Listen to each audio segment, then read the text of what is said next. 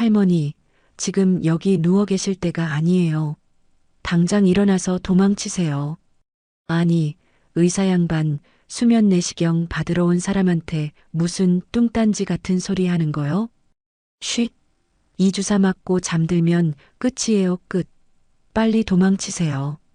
차가운 공기가 감도는 내시경실, 마취 주사를 든 의사가 덜덜 떨리는 목소리로 제 귓가에 속삭이는 순간 온몸에 피가 얼어붙었습니다. 저는 주사바늘이 제 팔에 닿기 직전 용수철처럼 침대에서 튀어올라 문을 향해 미친 듯이 뛰쳐나갔습니다.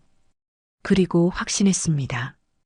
의사의 그 떨리는 한마디는 저를 지옥의 문턱에서 구해줄 마지막 탈출구였다는 것을. 안녕하세요. 저는 올해 71살 된 공영자라고 해요. 나이 드니 여기저기 쑤셔서 병원 가는 걸 밥 먹듯 하고 있었는데요. 그래도 큰 병원으로 검사를 받으러 갈 때면 혹시 나쁜 결과가 잘못 나올까 싶어 조마조마한 건 어쩔 수 없는 것 같더라고요.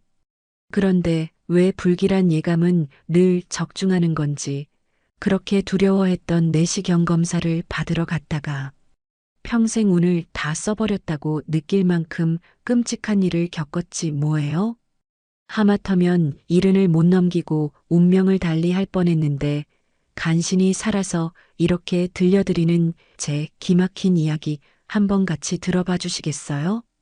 요즘 들어 통 소화가 안 되고 명치 끝이 콕콕 쑤시는 날이 잦아졌어요.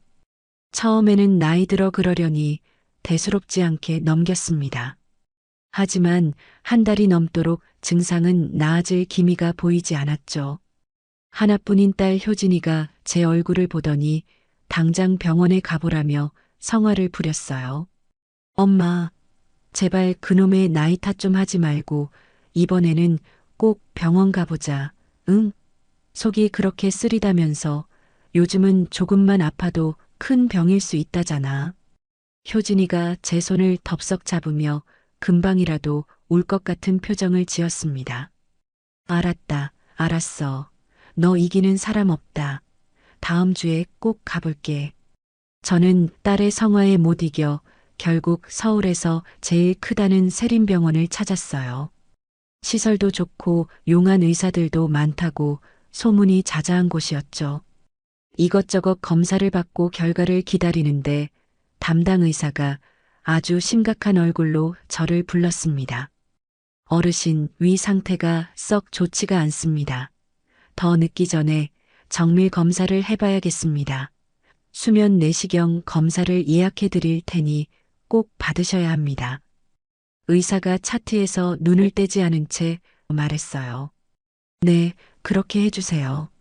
저는 덜컥 겁이 났지만 애써 담담하게 고개를 끄덕였습니다. 검사 날짜는 2주 뒤로 잡혔어요. 내시경실 간호사가 제게 다가와 주의사항이 적힌 종이를 건네주었습니다. 어르신, 검사 전날 저녁 9시부터는 물 한 모금도 드시면 안 됩니다. 혹시 매일 드시는 약 있으시면 미리 말씀해 주셔야 하고요. 간호사가 상냥한 목소리로 또박또박 설명해 주었어요. 네, 잘 알겠습니다. 혈압약만 먹고 있어요. 저는 종이를 받아들고 힘없이 대답했습니다. 드디어 검사 당일 아침이 밝았어요. 전날 저녁부터 굶었더니 배에서 꼬르륵 소리가 났지만 정확한 검사를 위해서는 꼭 참아야 했습니다. 병원에 도착해 내시경센터로 가니 대기실에는 저처럼 불안한 얼굴을 한 환자들이 꽤 많이 앉아 있었어요.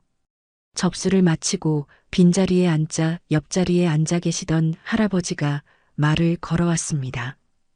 어르신도 오늘 검사 받으러 오셨나 봐요? 네, 수면 내시경 받으러 왔어요. 저는 마른 침을 삼키며 겨우 대답했어요. 아이고, 저도요. 이거 처음이라 그런지 심장이 다 두근거리네. 어르신은 받아보신 적 있으세요? 할아버지가 멋쩍은 듯 손바닥을 비비며 물었습니다. 저도 처음이에요. 그래도 별일 있겠어요? 괜찮을 거예요. 저는 억지로 입꼬리를 올려 웃어 보였습니다. 그렇게 할아버지와 시시콜콜한 이야기를 나누며 긴장을 풀고 있었어요. 얼마나 지났을까요? 간호사가 대기실로 나와 제 이름을 불렀습니다.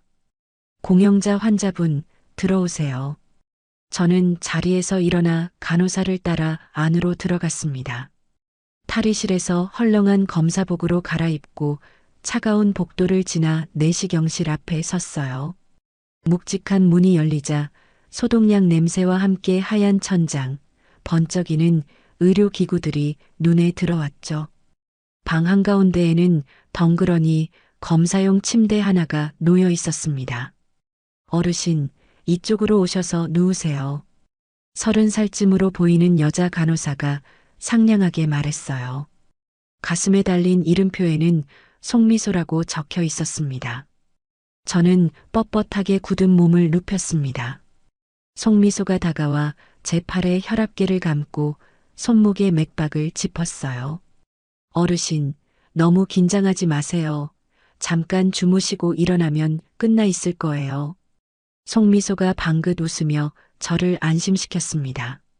네, 고맙습니다. 저는 불안한 마음을 감추고 천장을 멀뚱히 바라봤습니다. 그때 문이 스르륵 열리더니 흰 가운을 입은 젊은 남자 의사가 들어왔어요. 마취가 강성준, 이름표가 눈에 들어왔습니다. 안녕하세요. 공영자 환자분 맞으시죠? 마취 동의서는 확인했습니다. 제가 지금부터 수면 마취를 위한 정맥 주사를 놓겠습니다. 강성준이 차트를 휙 넘겨보며 말했어요. 네, 알겠습니다. 저는 순순히 고개를 끄덕였습니다. 강성준이 제 팔을 잡고 알코올 솜으로 소독을 하는데 그때였어요. 제 팔에 닿은 강성준의 손이 아주 미세하게, 하지만 분명하게 떨리고 있었습니다. 젊은 의사라 긴장했나 싶었지만 어딘지 모르게 서늘한 느낌이 들었죠. 그리고 잠시 후 강성준이 주사바늘을 들었다가 갑자기 번개처럼 손을 멈췄습니다. 아, 잠시만요. 차트를 다시 한번 봐야겠습니다. 강성준이 황급히 차트를 집어들며 말했습니다. 저는 영문도 모른 채 강성준이 차트를 넘기는 모습을 가만히 지켜봤어요. 바로 그 순간 강성준이 차트 사이에 끼워져 있던 작은 메모지를 제 눈앞에 휙 들어 올렸습니다. 급하게 휘갈겨 쓴 글씨가 보였어요. 지금 당장 도망치세요. 생명이 위험합니다. 저는 너무 놀라 입이 다물어지지 않았어요. 머리로는 이 상황이 이해되지 않았지만 온몸의 세포가 위험을 감지하고 있었어요. 저는 용수철처럼 침대에서 벌떡 일어났습니다. 어르신, 갑자기 왜 이러세요? 누우셔야 해요.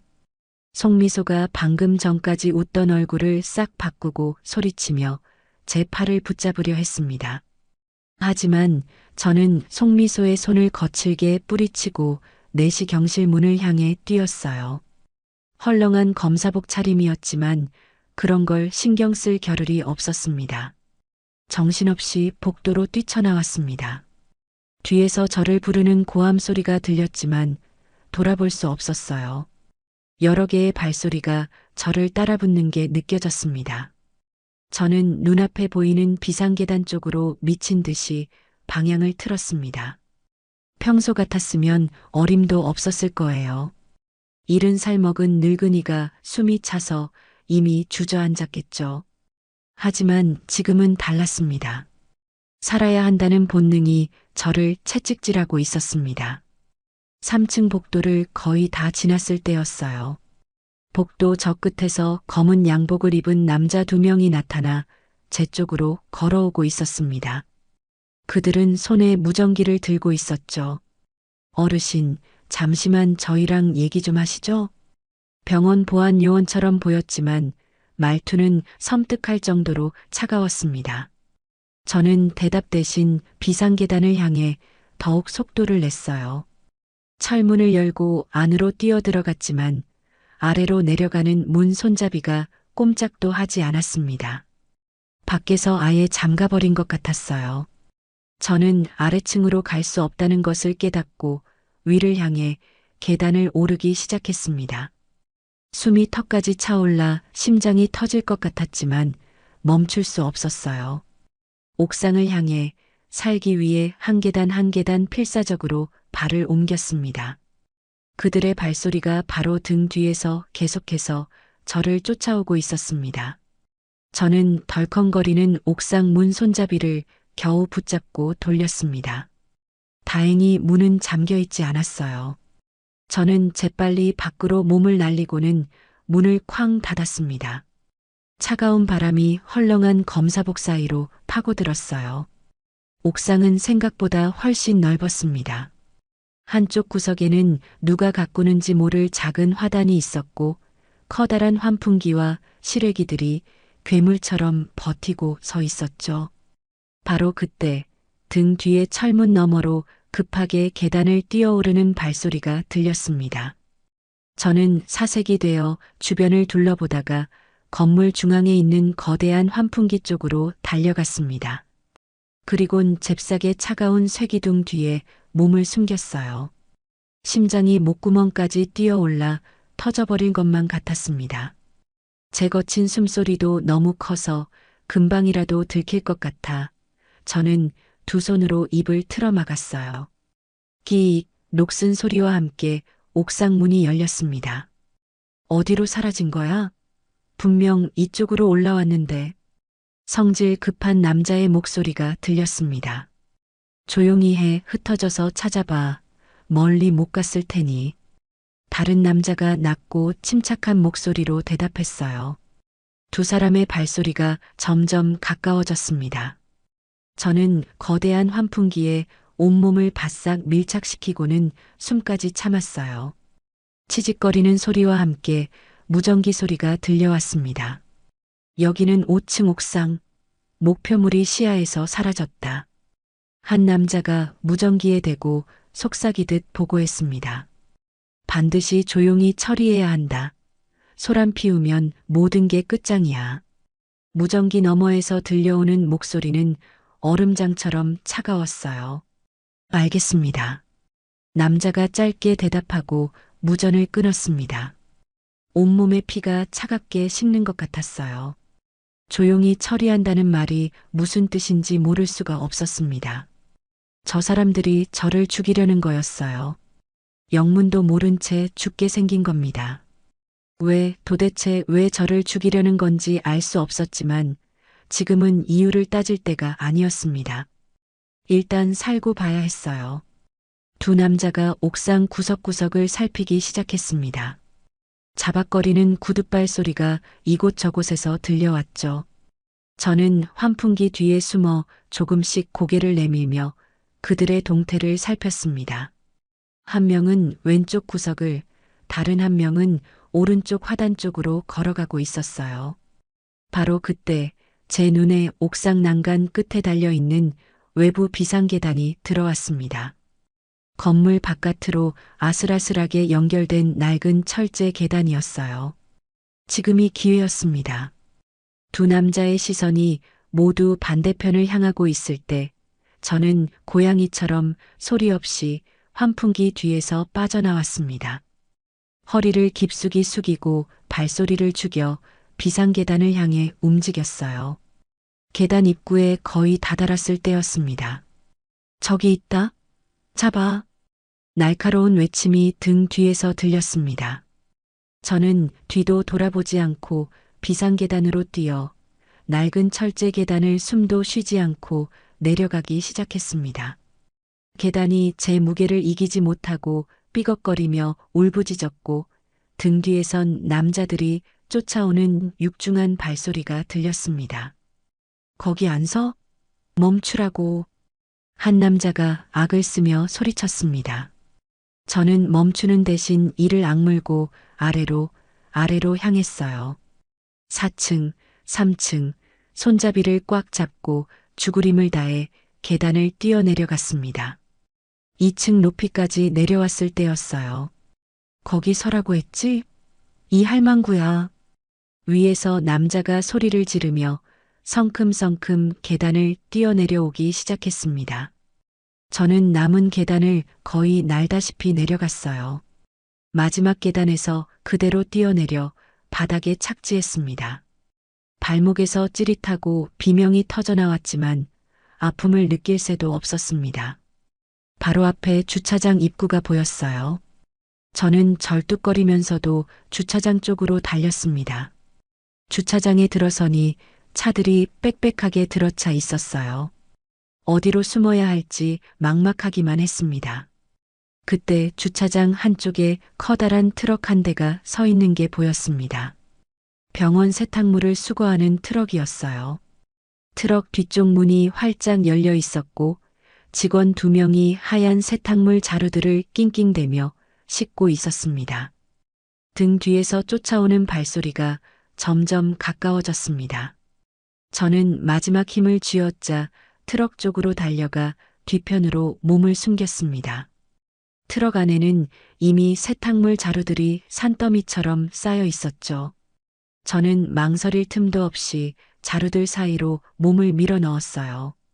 소독약과 땀이 뒤섞인 냄새가 코를 찔렀지만 지금은 그런 걸 가릴 처지가 아니었습니다. 밖에서 저를 쫓던 남자들의 목소리가 들렸어요. 젠장, 어디로 간 거야? 주차장을 샅샅이 뒤져. 이쪽부터 확인해 보겠습니다. 여러 개의 발소리가 주차장 안을 어지럽게 울렸습니다.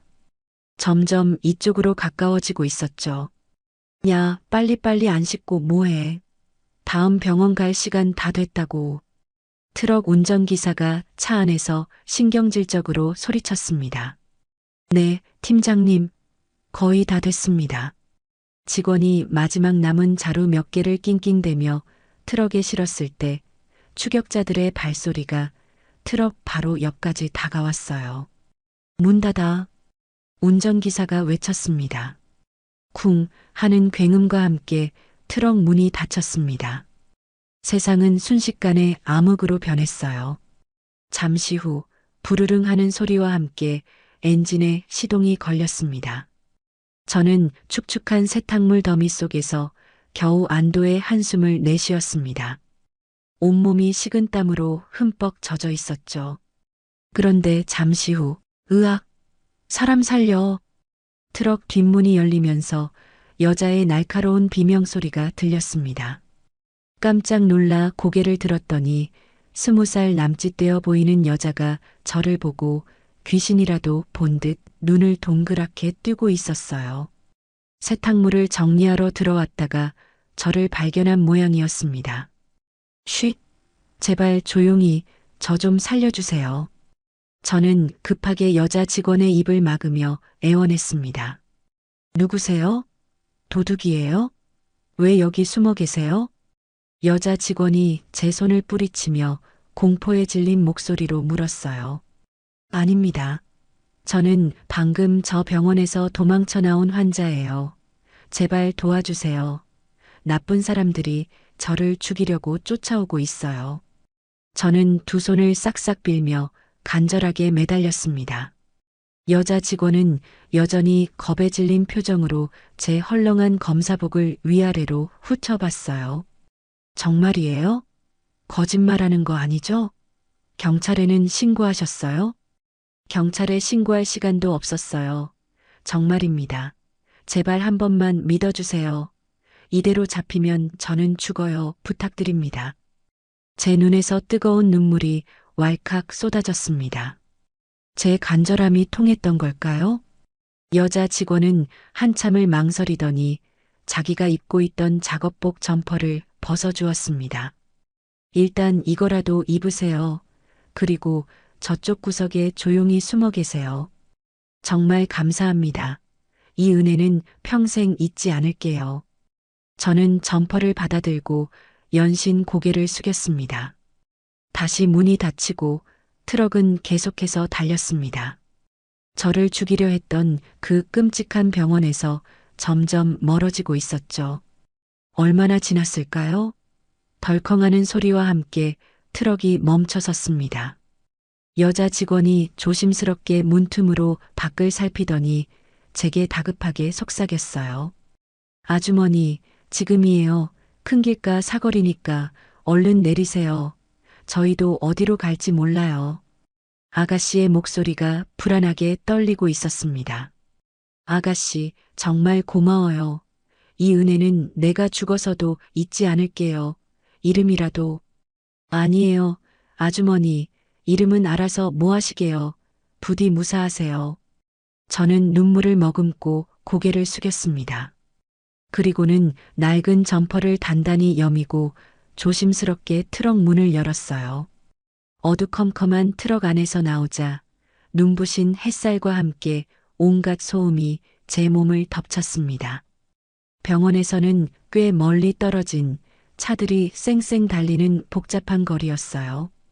트럭이 다시 굉음을 내며 출발했고 저는 사람들 사이로 발걸음을 옮겼습니다. 수많은 사람들이 제 곁을 스쳐 지나갔지만 저는 세상에 홀로 남겨진 기분이었죠. 점퍼에 달린 모자를 깊숙이 눌러 쓰고 무작정 걸었습니다. 저 멀리 지하철역 입구가 보였습니다.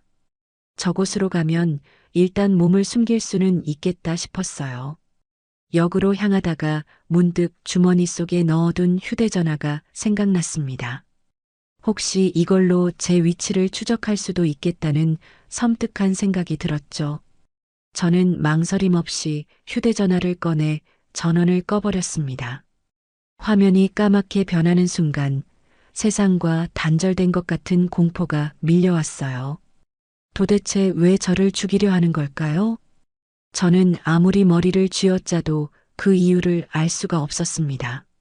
저는 지하철역으로 들어가 사람들 사이에 몸을 숨기고 걸으면서도 계속해서 등 뒤를 돌아보았어요. 누군가 저를 미행하고 있을 것만 같아 온몸에 소름이 돋았죠. 간신히 전철을 타고 몇 개역을 지난 후에야 내려서 역 밖으로 나왔습니다. 그때 낡은 공중전화 부스 하나가 눈에 들어왔습니다. 저는 홀린 듯 부스 안으로 들어가 주머니를 뒤져 동전을 넣고 딸 효진이에게 전화를 걸었어요. 뚜루루, 뚜루루. 신호음이 길게 이어졌습니다. 한 번, 두 번, 세 번, 웬일인지 효진이는 좀처럼 전화를 받지 않았습니다. 효진아, 제발 전화 좀 받아라. 응? 저는 수화기를 붙잡고 애타게 중얼거렸어요. 혹시나 하는 마음에 다시 한번 전화를 걸었습니다. 하지만 이번에도 대답 없는 신호음만 계속될 뿐이었죠. 효진이는 평소에 전화 한 통을 놓치는 법이 없는 아이였습니다. 불길한 예감이 엄습했습니다. 설마 효진이에게도 무슨 일이 생긴 건 아닐까요? 손이 사시나무처럼 떨려왔습니다. 저는 힘없이 수화기를 내려놓고 부스 밖으로 비틀거리며 나왔어요. 어떻게 해야 할까? 어디로 가야 할까? 눈앞이 캄캄했습니다. 그때 문득 죽은 남편 태수 씨의 친한 동생인 박천수 씨가 떠올랐어요. 오랜 세월 형사로 일하다 몇 년 전 은퇴한 분이었죠. 저는 다시 공중전화 부스로 들어가 핸드폰을 켜고 전화번호를 찾았습니다. 떨리는 손으로 천수 씨의 번호를 누른 후 휴대폰은 재빨리 다시 껐어요. 여보세요? 묵직한 천수 씨의 목소리가 들려왔습니다. 안녕하세요. 천수 씨, 저 영자예요. 공영자. 제 목소리가 덜덜 떨리고 있었습니다. 아이고, 영자 씨. 이게 얼마만입니까? 그런데 목소리가 왜 그렇게 떨려요? 무슨 큰일이라도 있어요?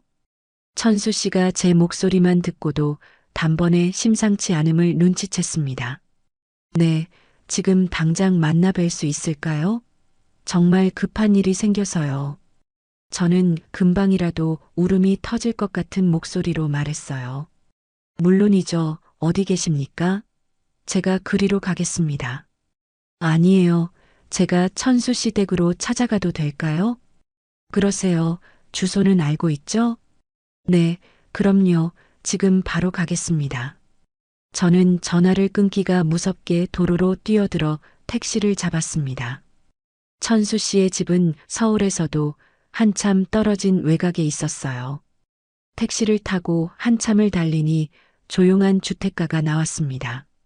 천수 씨는 대문 앞에서 저를 기다리고 있었어요.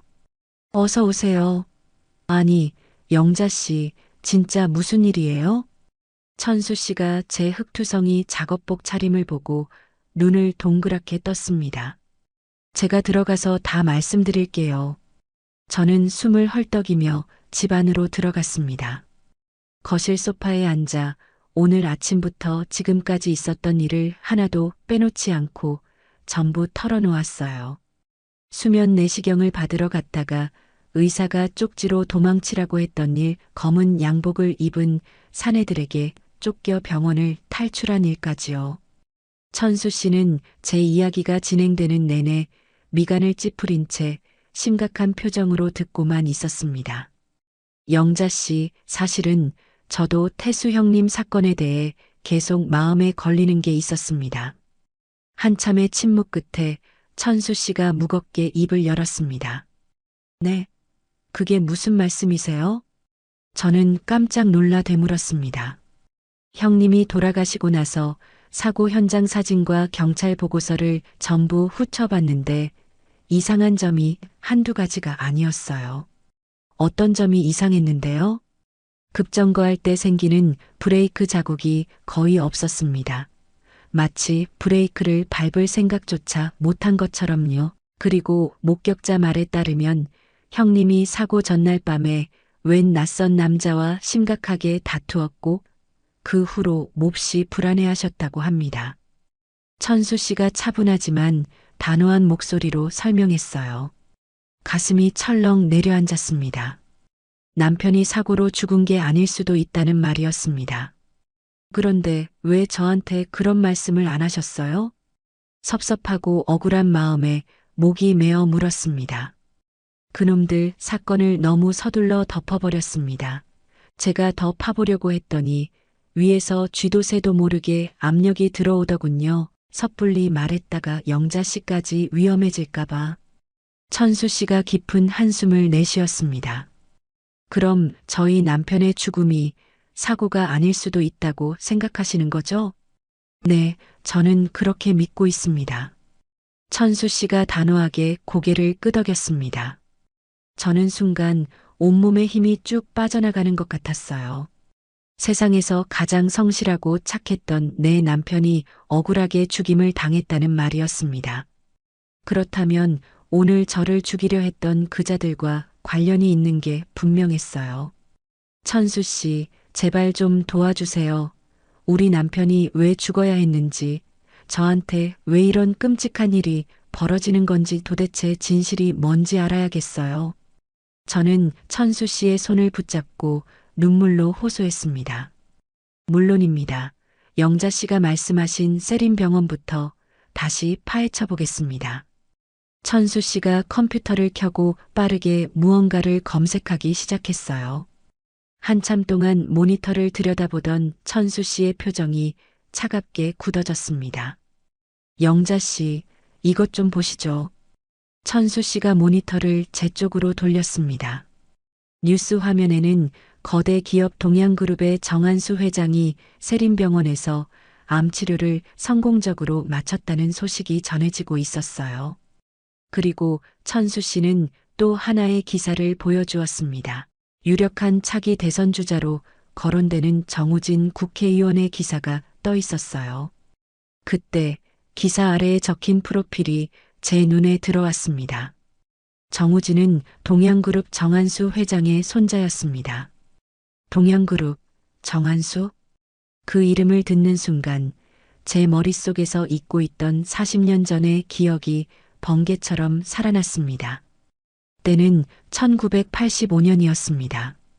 저는 동양그룹 본사 건물에서 청소부로 일하고 있었어요. 가난했던 저희 부부는 어린 효진이를 키우기 위해 밤낮으로 닥치는 대로 일했죠. 어느 늦은 밤 저는 비어있던 회장님 사무실의 화장실을 청소 중이었습니다. 그러다 우연히 회장 책상 뒤쪽 벽이 살짝 열려 있는 것을 발견했어요. 호기심에 안을 들여다본 저는 숨을 멈췄습니다. 그곳에는 엄청난 액수의 현금 다발과 정체 모를 장부들이 산더미처럼 쌓여 있었어요. 그 중에 한 개의 장부가 펼쳐져 있었는데 온갖 검은 돈이 오고 간 비자금 명단이 빼곡히 적혀 있었습니다. 그때 등 뒤에서 서늘한 목소리가 들렸습니다. 지금 거기서 뭐 하는 거야? 늘 회장 곁을 지키던 비서실장이 귀신처럼 서 있었습니다. 저는 너무 놀라 그 자리에 얼어붙고 말았죠.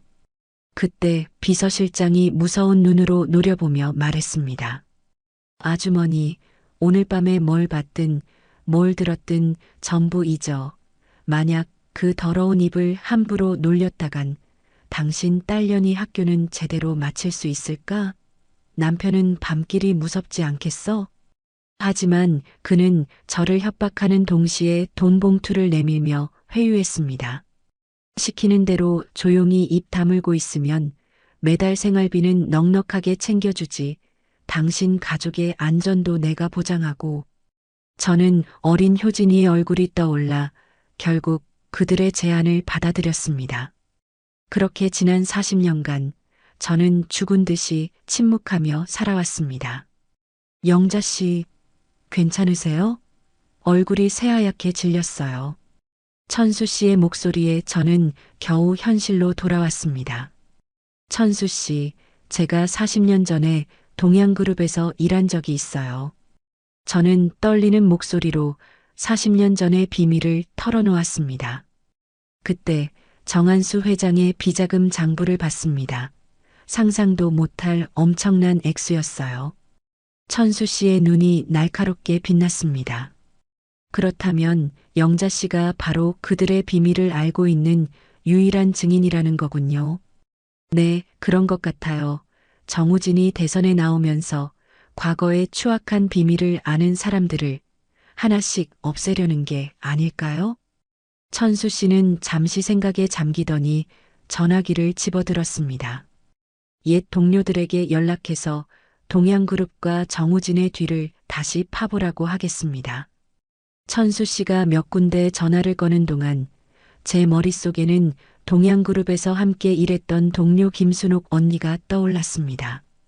저와 가장 친했고 비슷한 시기에 그만두었던 언니였죠. 천수 씨, 저도 친구한테 전화 한 통만 해봐도 될까요? 저는 순옥 언니네 집 전화번호를 눌렀습니다.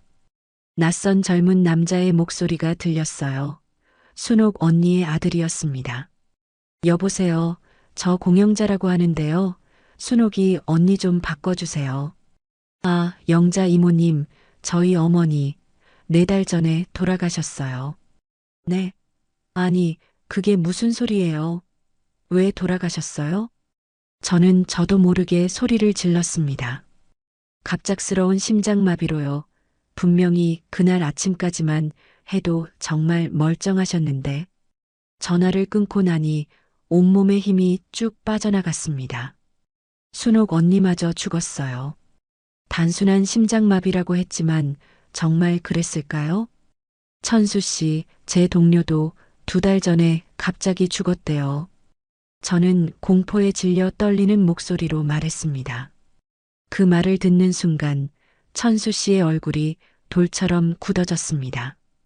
이거 보통 놈들이 아닙니다. 영자 씨, 정신 똑바로 차리셔야 합니다. 천수 씨의 단호한 조언은 제 귀에 들리지 않았습니다.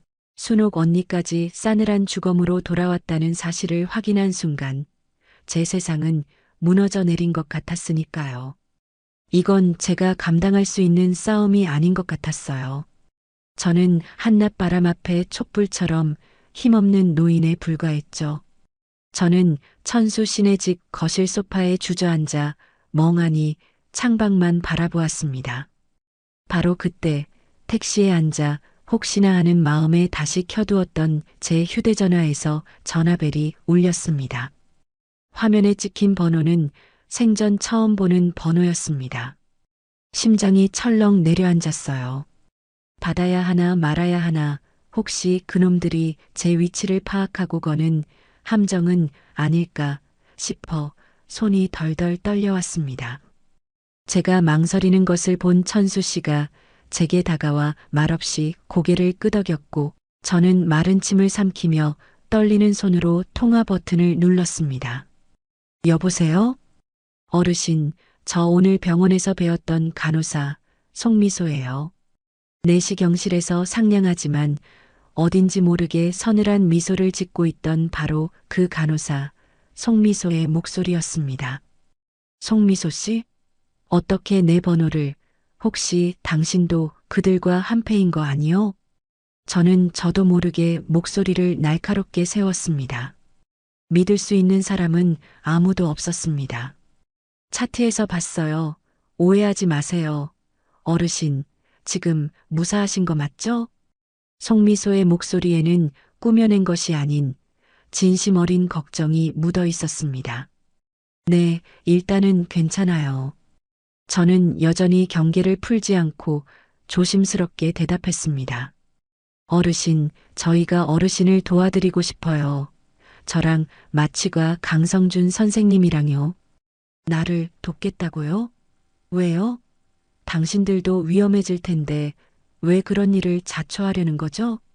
저도 무서워요. 어르신, 어젯밤 한숨도 못 잤어요. 하지만 그 차가운 침대 위에서 사람이 벌레처럼 죽어나가는 걸 보고만 있을 수는 없었습니다. 저희도 양심이라는 게 있는 의사고 간호사니까요. 강성준 선생님이 쪽지를 건넨 순간 저희도 이미 돌아올 수 없는 강을 건넌 겁니다. 송미소의 목소리는 떨리고 있었지만 그 안에는 강한 결의가 느껴졌습니다. 제가 병원 내부 전산망에 접근할 권한이 있어요. 어쩌면 어르신 외에 다른 희생자들에 대한 정보도 찾아낼 수 있을 것 같습니다. 정말인가요? 잿더미 속에서 꺼져가던 작은 불씨 하나를 발견한 기분이었습니다. 네, 그러니 저희와 한번 만나서 이야기하는 게 좋겠어요. 절대적으로 안전한 곳에서요. 저는 대답 대신 옆에 앉은 천수 씨를 바라봤습니다. 천수 씨가 굳은 얼굴로 다시 한번 고개를 끄덕였어요. 좋아요. 언제, 어디서 만나면 될까요? 내일 저녁 6시 서울 외곽에 있는 허름한 모텔은 어떠세요? 그쪽이 CCTV도 없고 눈에 띄지 않을 겁니다. 제가 장소 정해서 다시 문자로 연락드릴게요. 알겠습니다. 간호사님 고맙습니다. 전화를 끊고 나서야 참았던 숨이 터져 나왔습니다. 천수 씨가 제 어깨를 두드리며 말했어요. 그래도 세상에 의로운 젊은이들이 아직 남아있으니 다행입니다. 네, 정말 그래요. 이제야 한 줄기 빛이 보이는 것 같아요. 저는 겨우 마음을 추슬렀습니다. 다음 날 저녁 저희는 약속 장소로 향했습니다. 송미소와 만나기로 한 모텔은 정말 인적이 드문 외진 곳에 있었습니다. 금방이라도 글자가 떨어져 나갈 것처럼 낡고 녹슨 간판이 위태롭게 달려 있었죠. 안내받은 방의 문을 두드리자 송미소와 강성준이 하얗게 질린 긴장한 얼굴로 저희를 맞았습니다. 어르신, 어제는 정말 놀라셨죠? 무사하셔서 정말 다행입니다. 강성준이 일어나 제게 정중하게 인사했습니다. 선생님 덕분에 제가 살았습니다. 이 은혜를 어떻게 갚아야 할지. 아닙니다. 제가 의사로서 당연히 해야 할 일을 했을 뿐입니다. 오히려 지켜드리지 못해 죄송합니다.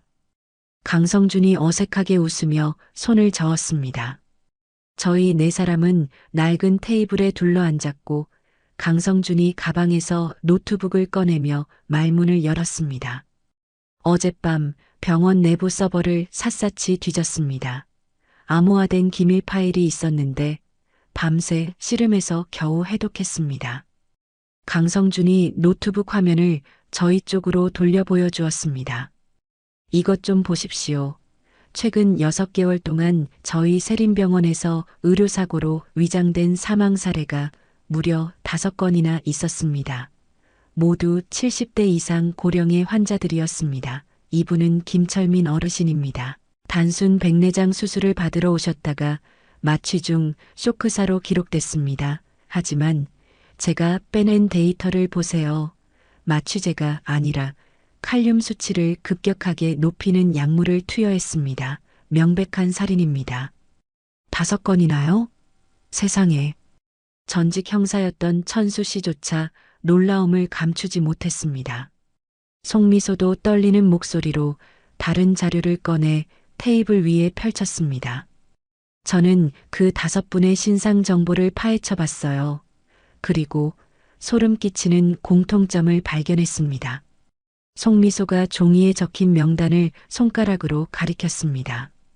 돌아가신 5분 모두 1980년대 중반에 동양그룹 본사나 관련 회사에서 일했던 분들이에요. 뭐라고요? 저도 모르게 비명을 질렀습니다. 한 분은 동양그룹 경리부 직원이셨고 다른 한 분은 정한수 회장의 전속 운전기사였습니다. 나머지 3분도 모두 그 시기에 동양그룹에서 일을 했던 분들이고요. 그렇다면 그분들도 저처럼 무언가 비밀을 알고 있었기 때문에. 네, 어르신, 아마도 그런 것 같습니다. 정우진 측에서 과거를 아는 사람들을 계획적으로 제거하고 있었던 겁니다. 강성준이 제 말을 받으며 고개를 끄덕였습니다. 저는 잠시 망설이다가 이 젊고 용감한 사람들에게 제 가장 큰 비밀을 털어놓기로 결심했습니다. 사실 저한테 증거가 하나 있어요. 증거요? 그게 무슨 말씀이세요? 송미소가 눈을 크게 떴습니다. 40년 전 제가 회장실 비밀 금고를 봤을 때 몰래 사진을 한 장 찍어뒀습니다.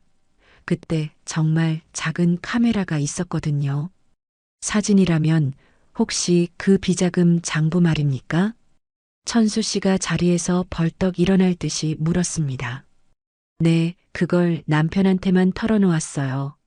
남편은 그 이후로 사진을 출력해서 만일의 사태에 대비해서 아무도 모르는 안전한 곳에 보관해 뒀다고만 했지, 제게도 정확한 위치는 알려주지 않았었어요. 저는 깊은 한숨을 내쉬었습니다. 혹시 은행 대여금고는 아닐까요? 천수 씨의 눈이 번뜩였습니다. 태수 형님이 생전에 월급 통장처럼 쓰던 주거래 은행이 있었나요? 혹시 모르니 그 은행의 대여금고부터 확인해 봅시다. 그게 가능할까요? 물론이죠. 영자 씨가 법적 배우자 자격으로 얼마든지 열람할 수 있습니다. 필요한 서류만 준비하면 됩니다. 다음 날 아침 저와 천수 씨는 은행을 찾아갔습니다. 남편이 수십 년간 거래했던 바로 그 지점이었습니다. 창구 직원에게 자초지종을 설명하고 신분증과 가족관계 증명서를 제출했어요. 네, 고객님, 잠시만 기다려 주십시오. 확인해 보겠습니다. 직원이 컴퓨터로 무언가를 한참 확인하더니 몹시 난처한 표정을 지었습니다. 고객님, 정말 죄송하지만 요청하신 대여금고는 이미 개봉된 상태입니다. 네, 그게 무슨 소리예요? 언제요? 저는 소스라치게 놀라 물었습니다. 정확히 1달 전입니다. 고인의 조카라고 신분을 밝힌 분께서 위임장과 인감증명서를 모두 제시하셔서 정상적으로 처리되었습니다. 직원의 설명이 이어졌습니다. 조카요? 우리 남편은 형제 하나 없이 외아들이었는데 세상에 없는 조카가 어디서 튀어나와요? 저는 어이가 없어 소리쳤습니다. 저희도 그 점이 이상해서 현재 내부적으로 조사 중입니다. 제출된 서류가 위조된 것으로 강력하게 의심되는 상황이라서요. 그럼 경찰에 신고해서. 잠깐만요, 영자 씨. 제가 말을 끝내기도 전에 천수 씨가 제 팔을 잡아 끌며 은행 밖으로 나왔습니다. 지금 경찰에 신고하는 건 위험합니다. 여기서 소란 피우면 저놈들 귀에 바로 들어갑니다. 오히려 그놈들에게 영자 씨 위치를 알려주는 꼴이 될 수 있어요. 그럼 어떡해요? 하나뿐인 증거가 사라져버렸는데.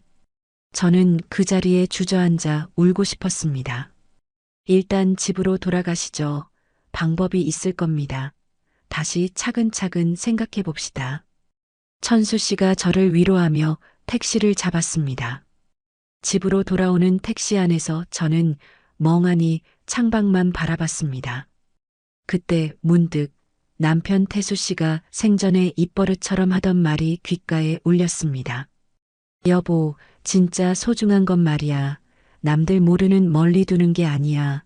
바로 내 눈앞 가장 가까운 곳에 숨기는 법이라고. 남편은 늘 그렇게 말하며 웃곤 했었죠. 가장 가까운 곳. 혹시 우리 집? 우리 집 어딘가에 그 사진이 있는 건 아닐까요? 천수 씨, 우리 집으로 가야겠어요. 기사님, 저희 집으로요. 최대한 빨리요. 저는 갑자기 고개를 들고 다급하게 외쳤습니다. 네, 영자 씨, 왜 그러세요? 은행은 너무 멀어요. 너무 뻔하잖아요. 집이에요. 분명히 우리 집이에요. 택시가 속도를 높여 달리기 시작했습니다. 저는 터질 듯한 가슴을 안고 기도하기 시작했습니다. 집에 도착하자마자 저는 신발도 제대로 벗지 않고 남편의 서재로 향했습니다. 남편이 살아생전 가장 많은 시간을 보냈고 손때와 채취가 고스란히 남아있는 공간이었죠. 영자 씨, 일단 진정하시고요. 혹시 뭘 찾으시려는 겁니까? 천수 씨가 제 뒤를 따라오며 걱정스럽게 물었습니다. 남편이 늘 말했어요. 가장 소중한 건 가장 가까운 곳에 숨기는 법이라고요. 분명 여기 어딘가에 있을 거예요. 저는 홀린 사람처럼 서재를 둘러보며 말했습니다. 그리고는 곧장 가장 큰 책장을 향해 다가가 책을 뒤지기 시작했어요. 남편이 평생을 아끼며 읽었던 낡은 책들이 먼지를 뒤집어 쓴 채 빼곡히 꽂혀 있었습니다. 저는 한 권, 한 권 책을 꺼내 미친 듯이 흔들고 털어보았습니다. 매캐한 먼지가 콜록콜록 기침을 터뜨리게 했지만 그런 것에 신경 쓸 겨를이 없었죠. 한 시간이 땀으로 범벅되어 흘러갔을까요? 책장 맨 윗칸에 꽂혀있던 두꺼운 백과사전 한 권을 꺼냈는데 순간 손에 전해지는 느낌이 이상했습니다. 책의 부피에 비해 무게가 터무니없이 가벼웠어요. 가슴이 쿵쾅거리기 시작했습니다. 저는 떨리는 손으로 책을 펼쳤고 제 예감은 틀리지 않았습니다. 책의 속이 네모 반듯하게 파여 있었고 그 비밀스러운 공간 안에 낡은 서류 봉투 하나가 고이 들어 있었습니다. 천수 씨, 천수 씨, 이것 좀 보세요. 찾았어요. 저는 거의 울부짖으며 떨리는 손으로 봉투를 꺼내 들었습니다. 천수 씨가 달려와 제 어깨를 부축했어요. 저는 조심스럽게 봉투를 열었습니다. 안에는 빛바랜 흑백 사진 한 장과 남편의 익숙한 필체로 쓰인 두툼한 서류 뭉치가 들어 있었습니다. 사진은 바로 40년 전 제 인생을 송두리째 바꿔놓았던 바로 그 사진이었습니다. 동양그룹 회장실 비밀 금고 안에 있던 시커먼 현금 다발과 극비라고 쓰인 장부들이 섬광처럼 터진 플래시빛에 선명하게 찍혀 있었죠. 이게 바로 그 결정적인 증거 사진이군요. 천수 씨가 안경을 고쳤으며 조심스럽게 사진을 들여다보았습니다. 저는 서류 뭉치를 펼쳐보았어요. 남편이 세상을 떠나기 얼마 전에 작성한 것이 분명했습니다. 죽음의 공포 때문이었을까요? 익숙한 남편의 필체가 조금씩 떨려 있었지만 그 내용은 그 어떤 것보다 정확하고 날카로웠습니다. 그것은 남편이 홀로 쌓아온 기록이었습니다. 정우진이 정계에 진출하며 할아버지 정한수의 과거 비리를 덮기 위해 비밀리에 증인들을 제거하고 있다는 내용이었죠. 동양그룹 관련 회사에서 일했던 옛 직원들의 명단과 그들의 최근 근황까지 상세히 정리되어 있었습니다. 그중 몇몇의 이름 옆에는 이미 사망이라는 붉은 글씨가 적혀 있었어요. 그 속에는 제 친구 순옥 언니의 이름도 있었습니다. 그리고 서류 마지막 페이지에는 제 가슴을 무너지게 하는 남편의 마지막 편지가 적혀 있었습니다. 만일 내게 무슨 일이 생긴다면 부디 이 서류를 정의로운 검찰에 전달해 주시오. 사랑하는 내 아내 영자, 당신을 이런 위험에 휘말리게 해서 정말 미안하오. 그리고 평생 사랑했소. 뜨거운 눈물이 뺨을 타고 흘러내렸습니다. 남편은 전부 알고 있었던 겁니다. 저희 가족에게 시시각각 위험이 다가오고 있다는 사실을요. 그런데도 저를 지키기 위해 혼자서 이 모든 짐을 짊어지고 있었던 거죠. 영자 씨, 괜찮으십니까? 천수 씨가 조용히 제 어깨에 손을 얹었습니다. 네, 괜찮아요. 이제 우리 그이의 마지막 유언을 제가 지켜줘야죠. 저는 소매로 눈물을 닦으며 굳은 결심을 했습니다. 제 학교 후배 중에 아주 강직한 검사가 한 명 있습니다. 한지영이라는 친구인데 누구보다 믿을 수 있는 사람입니다. 정말요? 그럼 바로 연락 좀 해주세요. 천수 씨가 즉시 한지영에게 전화를 걸었습니다. 지영아, 나 천수 선배다. 아주 급하고 중요한 일이 생겼는데 혹시 만날 수 있겠나? 다음 날 저희는 한지영 검사를 만났습니다. 40대 초반으로 보이는 날카로운 눈빛과 다부진 턱이 인상적인 여성이었죠. 선배님, 오랜만에 뵙습니다. 그런데 이렇게 급히 찾으신 연유가. 한지영 검사가 천수 씨에게 악수를 청하며 말했습니다. 저희는 인근의 조용한 카페에 자리를 잡았습니다. 저는 망설임 없이 사진과 남편의 서류 뭉치를 한지영 검사에게 건넸습니다. 한지영 검사는 서류들을 꼼꼼히 그리고 아주 빠르게 훑어보기 시작했어요. 그녀의 표정은 페이지가 넘어갈수록 점점 더 차갑게 굳어졌습니다. 이건 정말 보통 사건이 아니군요. 차기 대권주자로 거론되는 정우진 국회의원이 직접적으로 연루되어 있을 줄이야.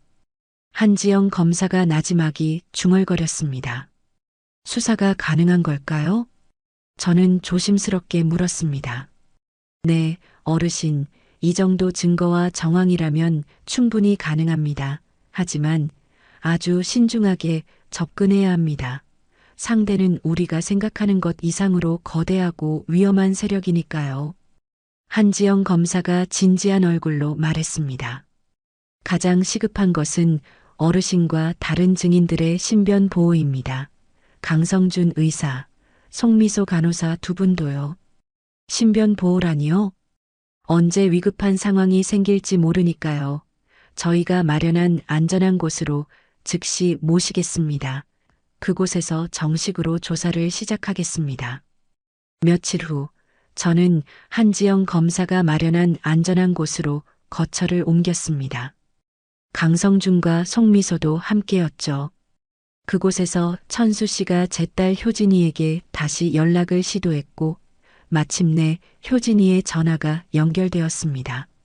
엄마, 미안해. 중요한 회의 중이어서 전화를 못 받았어. 무슨 일이야? 효진이의 밝은 목소리가 들려왔습니다. 아, 그랬구나. 효진아, 지금 어디니? 나 회사지. 왜? 엄마 목소리가 왜 그래? 무슨 일 있어? 효진아, 엄마 말 잘 들어. 지금 당장 회사에서 나와. 그리고 아무한테도 말하지 말고 엄마가 보내는 주소로 와. 위험해. 위험하다니? 엄마, 그게 무슨 소리야? 효진이의 목소리가 공포에 질려 떨리기 시작했습니다. 지금은 설명할 시간이 없어. 제발 그냥 엄마 말대로 해줘. 빨리. 1시간쯤 지났을까요? 사색이 된 효진이가 제가 있는 곳으로 달려왔습니다. 저는 아무 말 없이 딸을 끌어안았습니다. 엄마, 도대체 무슨 일이 있었던 거야? 이게 다 뭐야? 저는 지난 며칠간 제가 겪었던 끔찍한 일들을 효진이에게 모두 말해주었습니다. 효진이는 믿을 수 없다는 표정으로 제 이야기를 들었습니다. 그럼 아빠가 교통사고로 돌아가신 게 아니었다는 거야?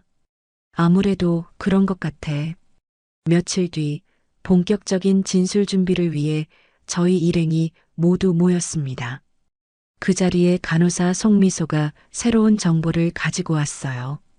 병원 선배 언니한테 들었는데요.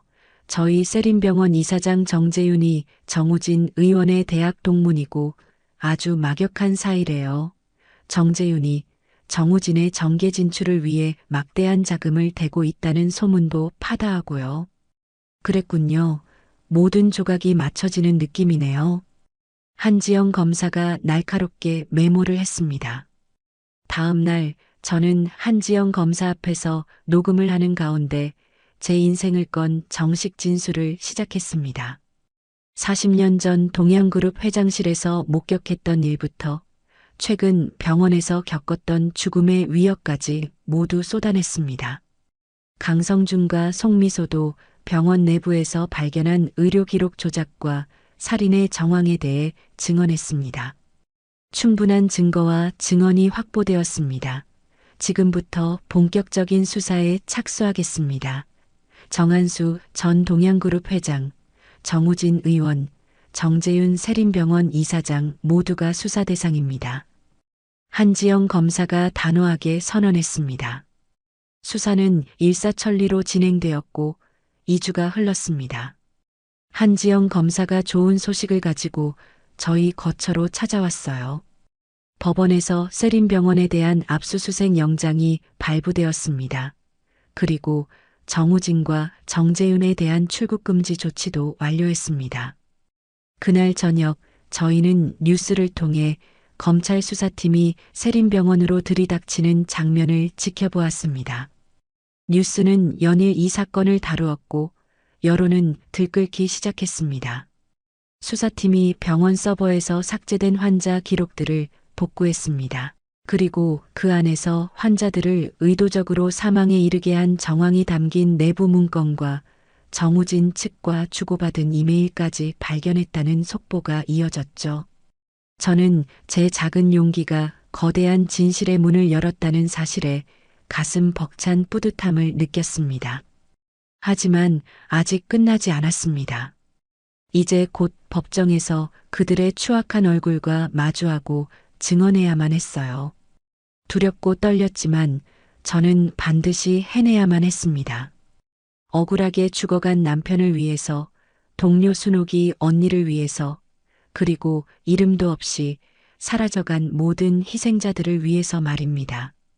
수사가 본격적으로 시작되고 지옥 같던 일주일이 지났습니다. 한지영 검사는 이제 괜찮을 거라며 저를 집으로 돌려보내 주었어요. 오랜만에 돌아온 집은 따스한 햇살이 가득했습니다. 익숙한 가구의 냄새, 발바닥에 감기는 마룻바닥의 감촉, 창문 너머로 들려오는 평온한 소음까지 모든 것이 꿈만 같았죠. 저는 모처럼 굳었던 마음을 내려놓고 주방에 서서 아침 식사를 준비하고 있었습니다. 그런데 냉장고에서 계란을 꺼내 프라이팬에 올리려는 바로 그 순간 갑자기 귓가에서 윙하는 이명이 들리며 눈앞이 캄캄해지기 시작했습니다. 세상이 거대한 팽이처럼 빙글빙글 돌기 시작했어요. 왜 이러지? 제 손에서 힘이 풀리며 손에 들려있던 계란이 바닥으로 툭 떨어져 탁 하고 처참하게 깨져버렸습니다.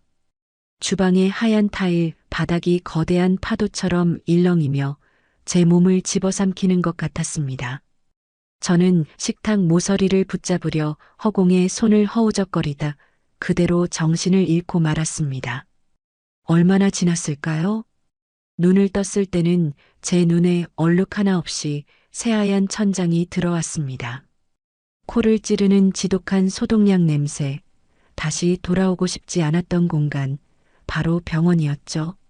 엄마, 내 목소리 들려? 정신 좀 차려봐, 제발. 엄마. 옆에서 제 딸 효진이가 울음이 잔뜩 섞인 목소리로 저를 필사적으로 흔들고 있었습니다. 효진아, 여기가 어디니? 저는 바싹 마른 입술을 겨우 움직여 갈라지는 목소리로 물었습니다. 병원이야, 병원. 엄마가 주방 바닥에 쓰러져 있었어. 내가 아침에 반찬 좀 갖다 주려고 들렀다가 발견했지. 아니었으면 정말 큰일 날 뻔했어. 효진이가 제 손을 두 손으로 꼭 잡고 울먹였습니다. 나 정말 심장이 멎는 줄 알았단 말이야, 엄마. 효진이의 눈에서 참았던 굵은 눈물방울이 쉴 새 없이 흘러내렸습니다. 그때 의사가 커튼을 젖히고 들어왔습니다. 정신이 드셨습니다. 어르신, 최근 겪으신 극심한 스트레스와 과로가 원인인 것 같습니다. 일시적인 쇼크성 실신이셨어요. 의사가 차트를 넘겨보며 말했습니다. 하지만 혈압과 심박수가 무척 불안정한 상태라 정밀 검사가 반드시 필요합니다. 네, 알겠습니다. 저는 기운이 없어 힘겨운 목소리로 답했습니다.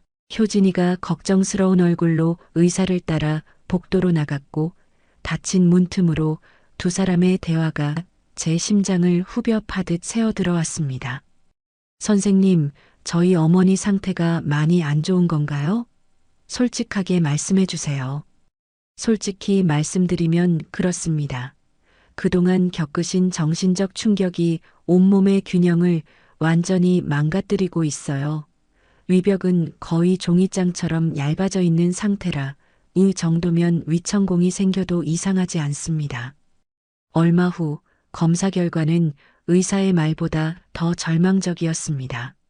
스트레스로 인한 급성 부정맥과 함께 위궤양은 당장이라도 출혈이 일어나 혈변을 쏟아내도 이상하지 않을 만큼 위험한 상태라고 했습니다.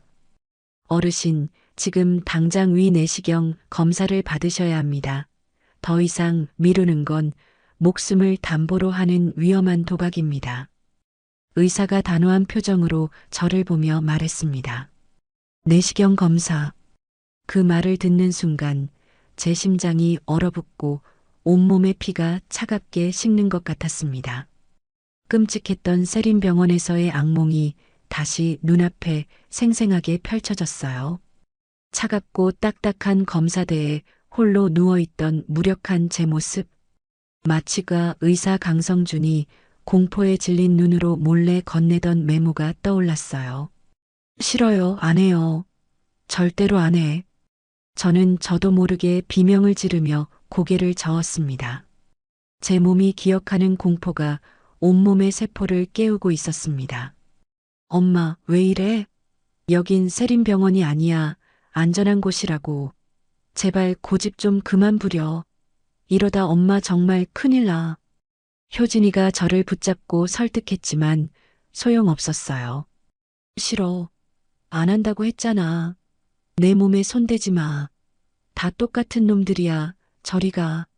제가 이불을 머리끝까지 뒤집어 쓰고 미친 사람처럼 발버둥 치자 놀란 간호사가 달려왔어요. 어르신, 진정하세요. 저희가 옆에서 안전하게 다 지켜봐 드릴게요. 간호사가 부드럽게 말했지만 제 귀에는 아무것도 들리지 않았습니다. 심장이 가슴을 찢고 튀어나올 것처럼 광란의 속도로 뛰었고 숨을 쉴 수가 없었어요. 온몸이 사시나무처럼 떨리고 식은땀이 비 오듯 흘렀습니다. 엄마, 정신 좀 차려봐, 제발. 선생님, 우리 엄마 좀 어떻게 해주세요. 제발요. 효진이가 울부짖었지만 저는 극심한 공포에 사로잡혀 있었습니다. 결국 의사가 다가와 제 팔에 진정제를 주사했고 저는 서서히 어둠 속으로 빠져들었습니다. 그날 오후 한지영 검사가 병실로 저를 찾아왔습니다. 어르신, 몸은 좀 어떠십니까? 한지영 검사가 걱정스러운 얼굴로 물었습니다. 네, 괜찮습니다. 저는 힘없이 거짓말을 했습니다. 드릴 말씀이 있어서 왔습니다. 한지영 검사가 잠시 망설이다가 난처한 표정으로 입을 열었습니다. 재판 날짜가 잡혔습니다. 어르신께서 법정에 출석해서 증언해 주셔야 합니다. 그게 언제일까요? 정확히 한 달 후입니다. 그런데 문제는 어르신의 건강 상태입니다. 담당 의사가 현재 어르신의 정신적, 신체적 상태로는 법정 증언이 어려울 수도 있다는 소견을 공식적으로 제출했습니다. 저는 숨이 턱 막히는 것 같았습니다. 솔직히 말씀드려 어르신의 증언이 없으면 정우진을 기소하기가 무척 어렵습니다. 다른 증거들은 모두 정황 증거일 뿐 40년 전 그 현장을 직접 목격하신 분은 어르신뿐입니다. 정우진 측은 이미 어르신을 치매에 걸린 노인의 망상으로 몰아갈 준비를 끝냈습니다. 그들의 비열한 프레임을 깰 수 있는 유일한 무기가 바로 어르신의 생생한 증언입니다. 제가 꼭 해야죠. 저는 떨리는 목소리로 하지만 단호하게 말했습니다. 하지만 어르신 건강이 괜찮습니다. 내가 그놈들 앞에서 똑똑히 증명하고 말 겁니다. 걱정하지 마세요. 검사님.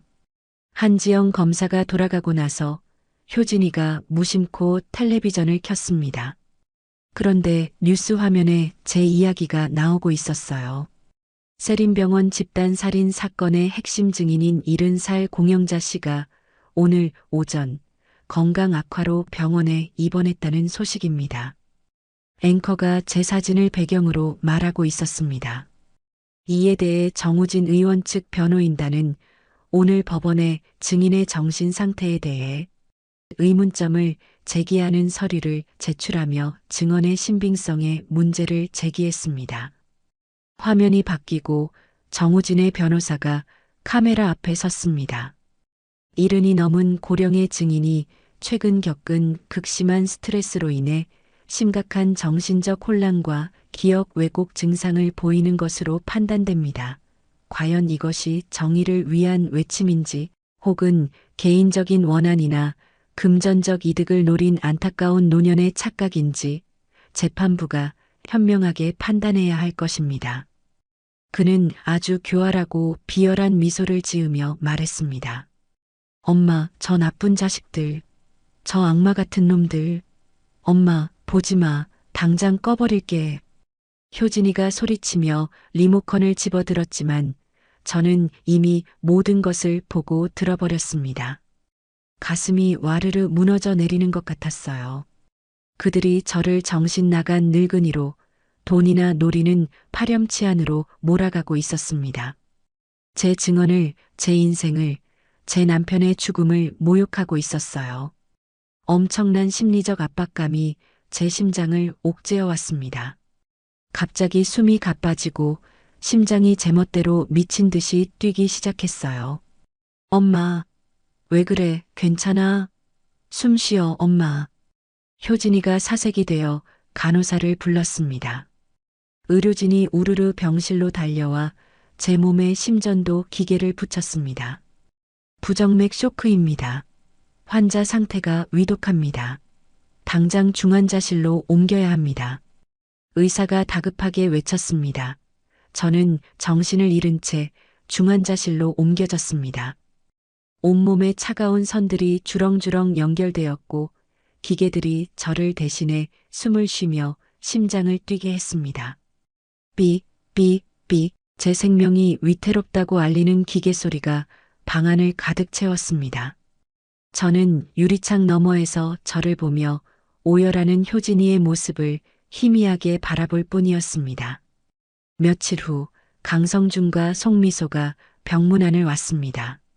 중환자실이라 직접 들어오지는 못하고 효진이를 통해 제게 메시지를 전해왔어요.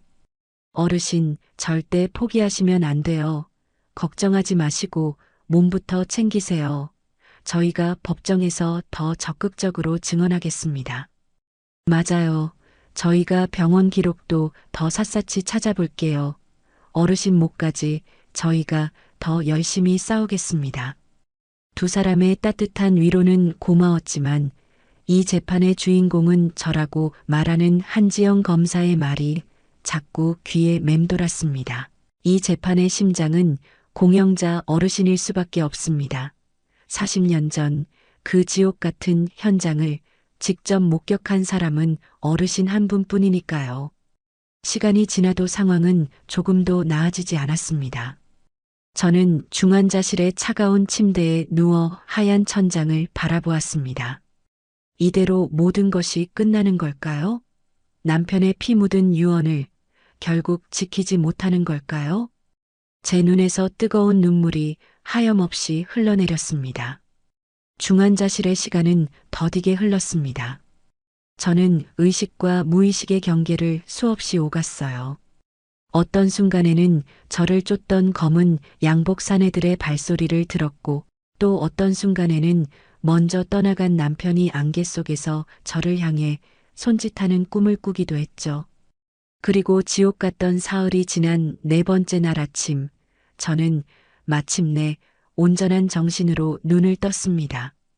가장 먼저 보인 것은 제 손을 꼭 잡은 채 의자에서 불편하게 잠든 딸 효진이의 헬쓱한 얼굴이었습니다. 제 딸의 얼굴에 드리운 짙은 그늘과 피로가 지난 며칠이 얼마나 고통스러웠는지를 말해주고 있었죠. 효진아. 제가 잠긴 목소리로 부르자 효진이가 화들짝 놀라며 번쩍 눈을 떴습니다. 엄마, 엄마, 정신 차렸어? 의사 선생님, 간호사 선생님, 우리 엄마 깨어났어요. 효진이의 피곤한 얼굴 위로 안도와 기쁨이 뒤섞인 굵은 눈물방울이 후두득 떨어져 내렸습니다. 미안하다, 내 딸. 이 못난 엄마가 또 걱정만 안겨줬네. 저는 링거 바늘이 시퍼렇게 멍든 손으로 효진이의 손등을 힘겹게 쓸어주었습니다. 엄마, 제발, 이제 우리 그만하면 안 될까?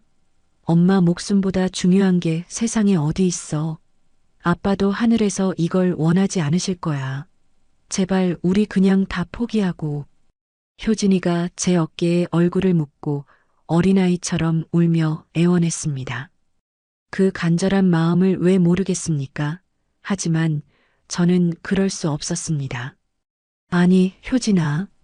저는 천천히 하지만 그 어느 때보다 단호하게 고개를 저었습니다. 그렇기 때문에 엄마는 더더욱 멈출 수가 없는 거야.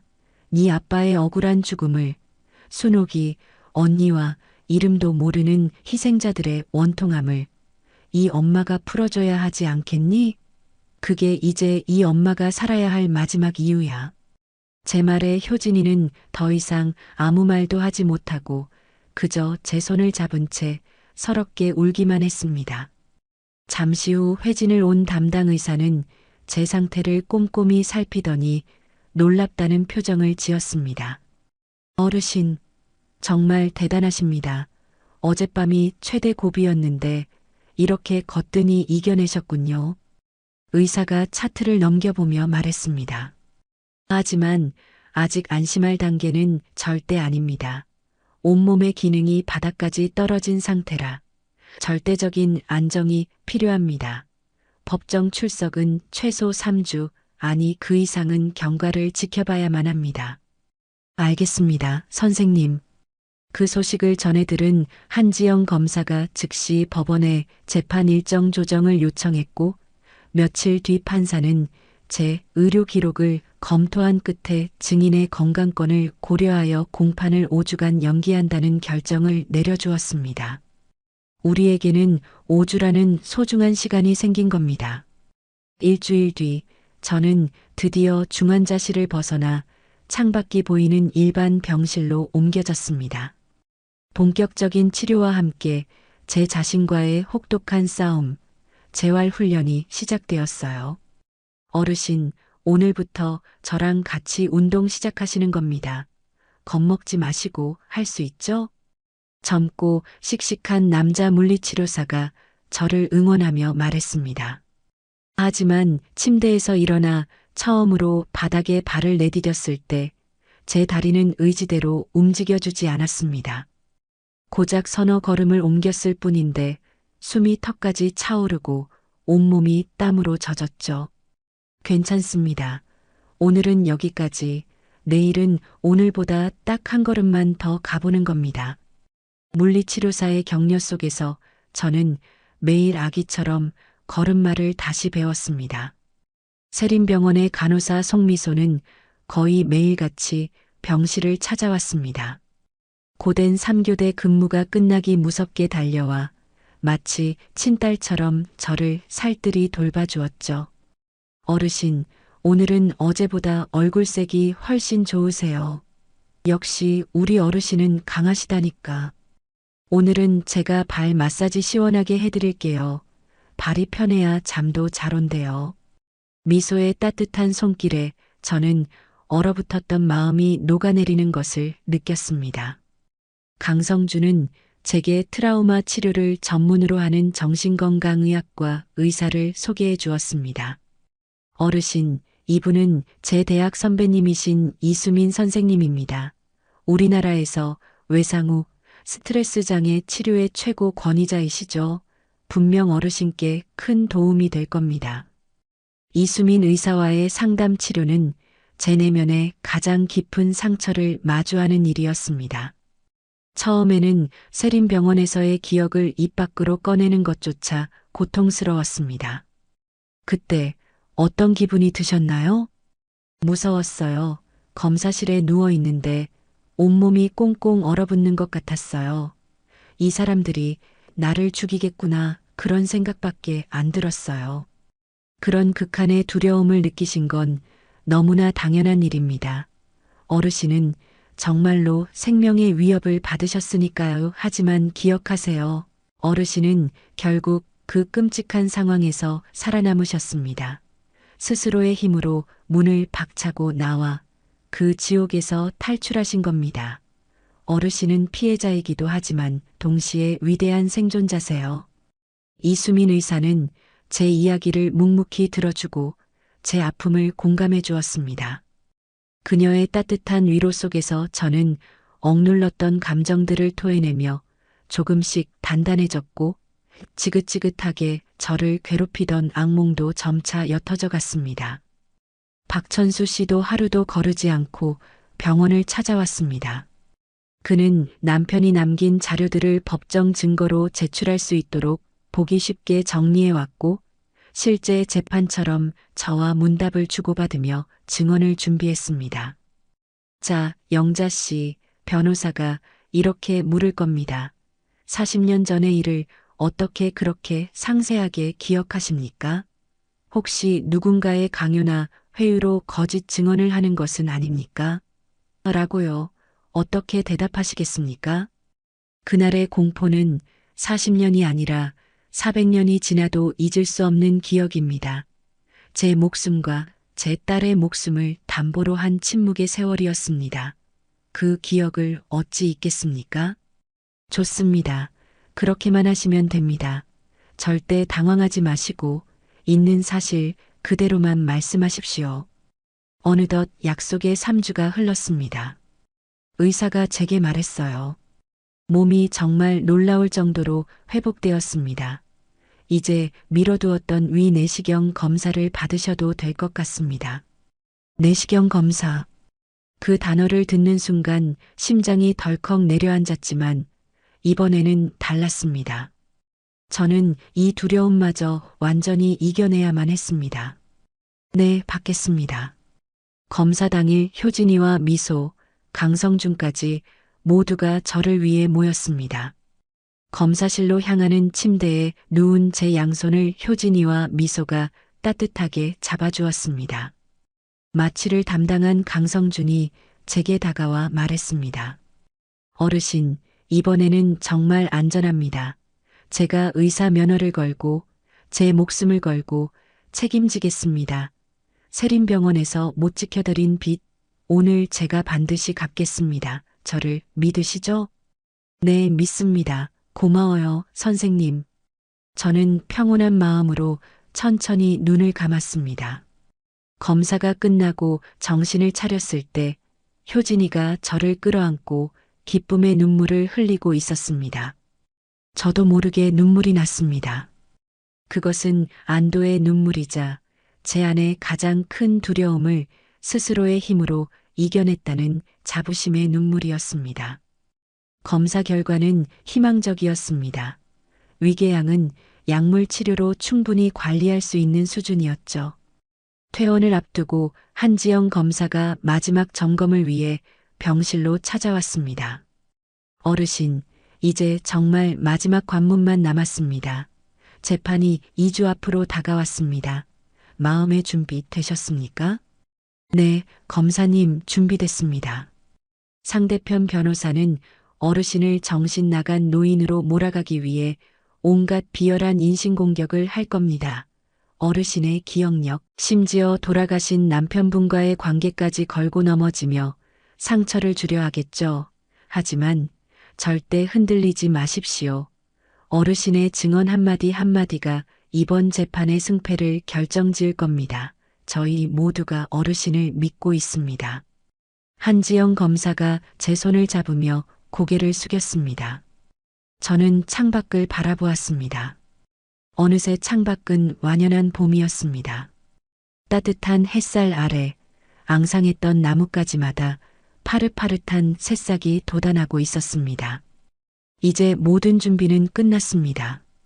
저는 억울하게 죽어간 모든 이들의 이름을 걸고 저 거대한 악의 심장부로 진실의 법정으로 걸어 들어갈 것입니다. 마침내 운명의 날, 재판 당일의 아침이 밝았습니다. 저는 그 어느 때보다 일찍 일어나 샤워를 하고 가장 단정하고 깨끗한 옷을 골라 입었습니다. 남편이 살아생전 제게 잘 어울린다며 사주었던 검은색 정장에 하얀 블라우스를 받쳐 입었죠. 거울 앞에 서자 지난 몇 달간의 풍파가 고스란히 새겨진 늙고 지친 제 얼굴이 보였습니다. 하지만 그 두려움 가득했던 눈동자 속에는 그 어느 때보다 단단하고 결연한 빛이 서려 있었어요. 엄마, 준비됐어? 효진이가 조용히 방문을 열고 들어와 제 어깨를 감쌌습니다. 응, 됐어, 가자. 저는 마지막으로 거울 속 제 자신을 한번 마주보고는 고개를 끄덕였습니다. 법원으로 향하는 차 안에서 효진이는 아무 말 없이 제 손을 꼭 잡아주었습니다. 그 따뜻한 온기가 제 떨리는 심장을 조금이나마 진정시켜 주었죠. 엄마, 아빠가 하늘에서 보고 계실 거야. 엄마를 세상에서 제일 자랑스러워 하실 거야. 법원에 도착하자 입구는 수많은 취재진으로 인산인해를 이루고 있었습니다. 저희가 차에서 내리자 수십 개의 카메라 플래시가 한꺼번에 터지며 눈앞을 하얗게 만들었어요. 공영자 씨, 오늘 법정에 서는 심정이 어떠십니까? 거대 권력을 상대로 한 싸움인데 승소할 자신이 있으십니까? 기자들이 마이크를 들이밀며 질문을 쏟아냈습니다. 저는 오늘 진실을 말하기 위해 이 자리에 섰습니다. 진실이 이길 것이라 믿습니다. 저는 짧지만 단호하게 대답하고 효진이의 부축을 받으며 법정 안으로 들어갔습니다. 방청석은 사람들로 가득 차 숨막히는 긴장감이 흘렀습니다. 제일 앞줄에 앉아있던 천수 씨가 저를 보고 주먹을 불끈 쥐어 보였어요. 그 옆에는 강성준과 송미소도 나란히 앉아 있었습니다. 그들은 저를 향해 걱정과 응원이 뒤섞인 미소를 보내주었죠. 저는 증인석에 앉았습니다. 그리고 제 인생을 지옥으로 몰아넣었던 남자, 정우진이 피고인석에 앉아 있는 것을 보았습니다. 그는 조금도 위축되지 않은 채 오히려 저를 향해 차갑고 오만한 시선을 보내고 있었습니다. 잠시 후 재판장이 입장했습니다. 지금부터 피고인 정우진 외 사인에 대한 재판을 시작하겠습니다. 탕! 재판장이 내리친 망치 소리가 법정 전체를 서늘하게 울렸습니다. 한지영 검사가 자리에서 일어났습니다. 증인, 선서해 주시기 바랍니다. 저는 자리에서 일어나 오른손을 들고 또렷한 목소리로 선서했습니다. 양심에 따라 숨김과 보탬이 없이 사실 그대로를 말하고 만일 거짓말이 있으면 위증의 벌을 받기로 맹세합니다. 다시 자리에 앉자 한지영 검사의 신문이 시작되었습니다. 증인은 1985년 동양그룹 본사 건물에서 근무하신 것이 맞습니까? 네, 청소부로 일했습니다. 그해 가을, 증인은 그곳에서 무엇을 목격하셨습니까? 어느 늦은 밤 회장실을 청소하다가 우연히 비밀 금고가 열려 있는 것을 발견했습니다. 그 안에는 셀 수 없을 만큼 엄청난 액수의 현금 다발과 수십 건의 장부들이 있었습니다. 저는 40년간 가슴속에 묻어두었던 그날의 기억을 천천히 하지만 정확하게 풀어놓았습니다. 장부에는 무엇이 적혀 있었습니까? 검은 돈의 행방이 적힌 비자금 명단이었습니다. 이름만 대면 알만한 정치인들과 고위 공무원들의 이름도 여럿 있었습니다. 그 후 증인에게는 어떤 일이 일어났습니까? 저는 비서실장에게 불려갔습니다. 그는 제게 본 것을 전부 잊으라고, 만약 입을 열면 제 가족이 어떻게 될지 모른다고 협박했습니다. 제 목소리가 조금씩 떨려왔지만 저는 말을 멈추지 않았습니다. 하지만 동시에 그는 제게 매달 생활비를 보태주고 가족의 안전을 보장하겠다는 회유도 했습니다. 증인은 왜 그 제안을 받아들이셨습니까? 그때 제게는 눈에 넣어도 아프지 않을 어린 딸이 있었습니다. 무서웠습니다. 저는 제 목숨보다 소중한 제 가족을 지키고 싶었을 뿐입니다.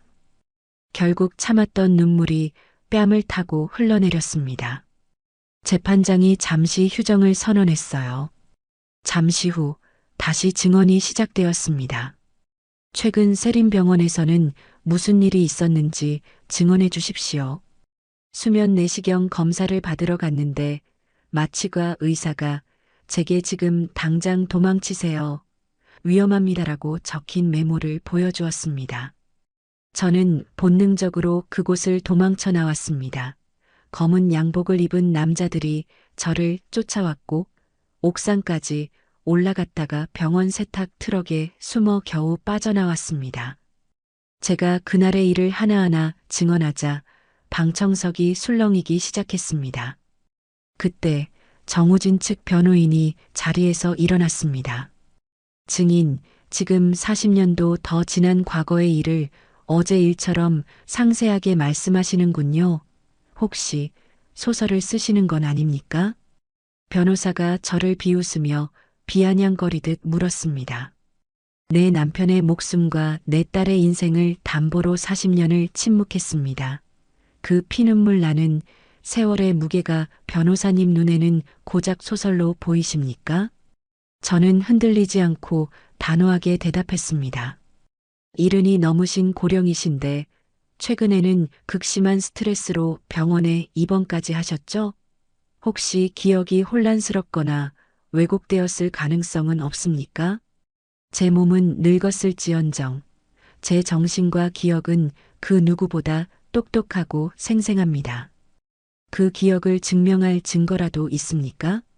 있습니다. 제 말이 끝나기가 무섭게 한지영 검사가 증거 자료들을 제출했습니다.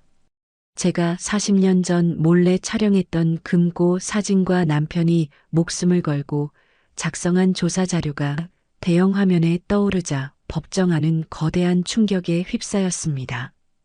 이어서 강성준과 송미소 그리고 은행 직원이 차례로 증인석에 서서 병원의 기록 조작과 대여금고의 진실에 대해 증언했습니다. 모든 증거가 제시되었습니다. 지옥 같았던 재판은 3주간 계속되었습니다. 저는 여러 번 법정에 서서 그들의 비열한 공격을 온몸으로 받아내야 했습니다. 때로는 심장이 무너져 내릴 것처럼 힘들었지만 저는 결코 포기하지 않았습니다. 마침내 판결의 날이 왔습니다. 재판장이 판결문을 읽기 시작했습니다. 피고인 정우진, 정재윤, 그리고 범행에 가담한 피고인 전원에 대해 검찰의 공소 사실을 모두 인정하여 유죄를 선고한다. 그 순간 방청석에서 우레와 같은 환호성이 터져나왔습니다. 증인 공영자의 증언은 그 신빙성이 충분히 인정되며 검찰이 제출한 모든 증거들은 피고인들의 추악한 범행을 명백히 입증하고 있다. 또한 본 재판부는 정한수 전 동양그룹 회장의 과거 비리에 대해서도 추가적인 수사를 명하는 바이다. 탕, 탕, 탕. 정의의 망치 소리가 법정 전체에 울려 퍼졌습니다. 저는 그 자리에 주저앉아 눈물을 흘렸습니다. 드디어 정의가 실현된 것입니다. 재판이 끝나고 법정을 나서자 취재진이 다시 한번 저를 둘러쌌습니다. 공영자 씨, 지금 기분이 어떠세요? 판결에 만족하십니까?